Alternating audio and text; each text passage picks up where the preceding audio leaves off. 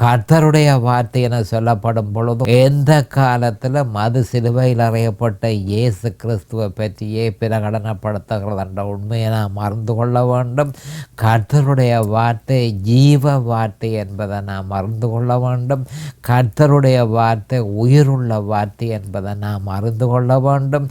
தேவனுடைய வாயிலிருந்து வெளிப்படுகிற அந்த வார்த்தையினால தான் நாம் பிழைப்போம். அப்போ கர்த்தருடைய வார்த்தை எந்த காலமும் ஜீவ வார்த்தை, அது ஜீவ அப்பமாக இருக்கிறது. அப்போ அந்த ஜீவ அப்பத்தை நாம் புசிக்க வேணும் என்று சொல்லி தேவன் எதிர்பார்க்கிறார். அதனுடைய அர்த்தம் என்ன? கர்த்தராகிய இயேசு கிறிஸ்துவை விசுவாசிக்க வேணும். அவர் சிலுவையில் செய்ததை விசுவாசிக்க வேணும். அந்த விசுவாசத்தில் நிலைத்திருக்க வேணும். இதுவே 1 கொரிந்தியர் 2:2 கட்டளை என்பதை நாம் மறக்கக்கூடாது.